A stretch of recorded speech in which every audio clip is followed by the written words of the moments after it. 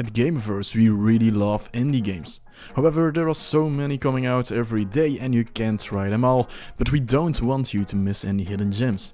That's why the Gamerverse Crew makes it their mission to select all the best indie games of this moment. Welcome to the Gamerverse Indie Watch. We are starting off with Dinkum, a very promising indie game being developed by James Bendon. The game combines the best of Animal Crossing and Stardew Valley and gives you the opportunity to build your own island in the Australian outback. Just like in Animal Crossing, you start out small and do some tasks to improve your island and attract more visitors. There is a large emphasis on farming and you can even hunt animals for food. Dinkum is available as an early access game, and the fact that it costs less than €20 makes it one of the best investments in the history of gaming. Bear and Breakfast tells the story of the gullible bear Hank and his friends who get carried away by a shrewd robotic shark who convinces them that they can become filthy rich by opening guest houses for people in their forest. Bear and Breakfast is a cozy game that, just like Dinkum, will appeal to fans of Stardew Valley or Animal Crossing. Besides managing your B&B, Hank also starts to discover the mysteries of the forest.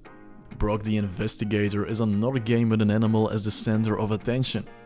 Brok The InvestiGator combines a classical point-and-click adventure game with a beat-em-up and RPG elements.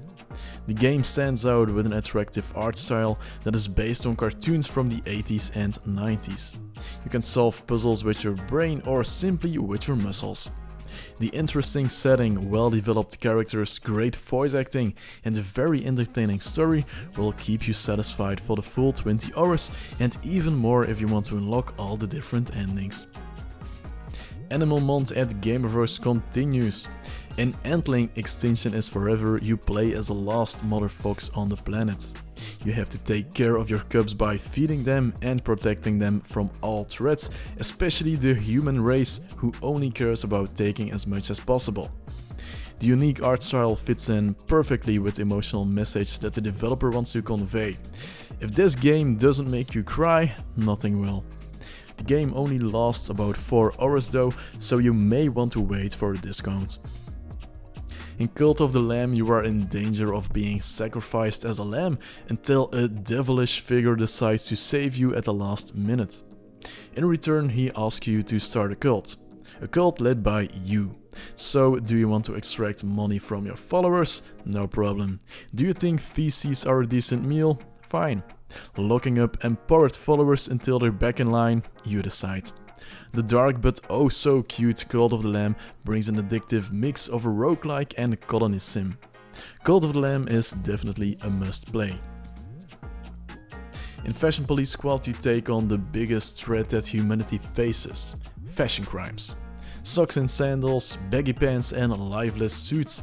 It's time to put an end to it once and for all. Every fashion crime can be solved with a specific weapon. For example, a colorless suit can be fixed by your paintball shotgun, while a baggy outfit needs to be handled with your nail gun. The pace is constantly high and the number of enemies often becomes overwhelming, so this is by no means an easy game, but it's a must play for anyone with a passion for fashion. And that's it, these are the favorite games of the Gamerverse crew right now. Stay tuned by subscribing because we will be back soon with a new Indie Watch.